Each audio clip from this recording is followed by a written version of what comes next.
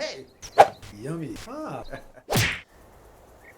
Hi, I'm Dr. Keith Witt, the therapist of the wild, and I'm here to talk to you about you being the hero in your personal epic journey.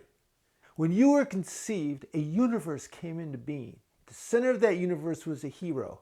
That's you. When you were born, you were called into life, and you got magical aid from your mom. And then you went through a series of journeys that transformed you, and that keeps on happening. Happens to all of us. We get called.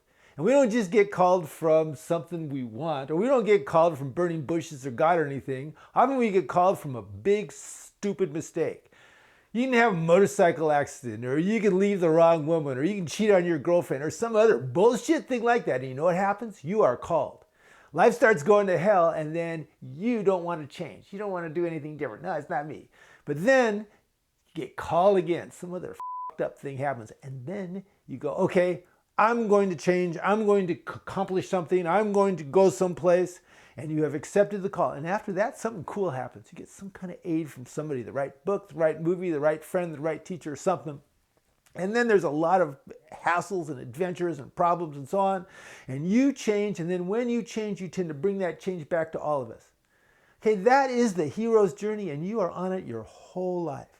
I know a guy that was an alcoholic going to hell when he was 20 years old and got into recovery, and now he's a saint.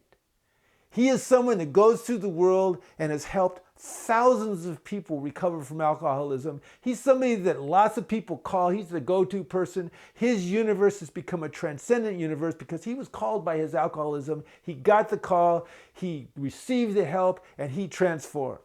Most people resist the first call that they get. First time they make the mistake, they resist it. Second time they make a mistake, they resist it. Finally, they get a call that they pay attention to. And we can walk through the world and we can see the people that are resisting the call. We can see the people that are not taking care of themselves. We can see the people that are treating other people like shit. 40 years ago, I was walking through the parking lot of Bank of America in Isla Vista. And there was this cute young woman on a bicycle that I had seen from college.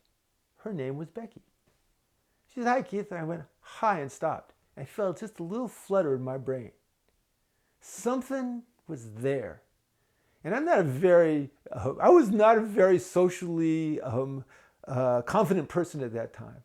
But I looked at her and I said, "Do you want to come have dinner at my house?" And she said, "Yes." Now, 40 years later, and 2 kids, and a relationship that's been one of the great blessings of my life, I look back at that moment.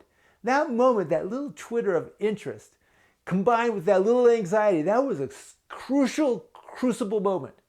I was being called to take a risk, and I did it, and it really worked out well for me.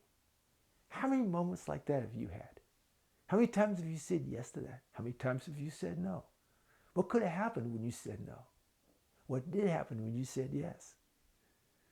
This happens throughout our lives. It's magic. We are so powerful. And as we're powerful in these narratives, these stories that we're living. And these stories have their own ebb and flow, and that's our epic journey. And it's a big deal. Yours is a big deal. Take it seriously, enjoy it, listen for those little moments, and seize them. Priceless advice from Dr. Keith Witt, the therapist in the wild.